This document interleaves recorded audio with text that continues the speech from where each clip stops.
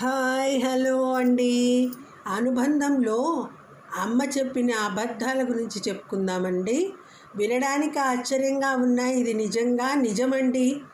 అవునండి, మనకి అబద్ధాలు చెప్పకూడదు, ఎప్పుడూ నిజమే చెప్పాలి అని హరిశ్చంద్రుడు, గాంధారి కథలు చెప్పిన అమ్మ మన చిన్నప్పటి నుండి మనకి ఎన్ని అబద్ధాలు చెప్పిందో తెలుసా?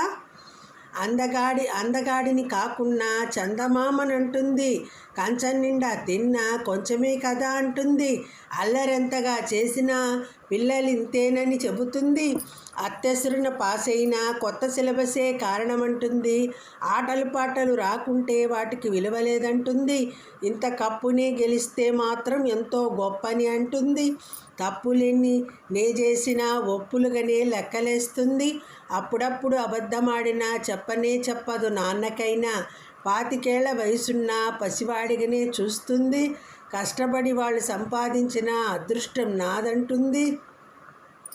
మనం తల్లిదండ్రులం అయ్యాకే తెలిసేది అమ్మ అబద్ధాలు. ఆమె మమతల నుంచి రాలిన పూలరెక్కలం, ఆమె వాత్సల్యంతో ఒలికించిన తేనె చుక్కలం. ఏమిచ్చి ఆ రుణం తీర్చుకోగలం? కన్నీటితో కాళ్ళు గడగడం, ప్రేమతో అమ్మని చూసుకోవడం, అనంతమైన ప్రేమలో అమ్మని వెతుక్కోవడం తప్ప. ఇదండి. వీడియో నచ్చిందా అండి? నచ్చితే లైక్ చేయండి. Okay, thank you.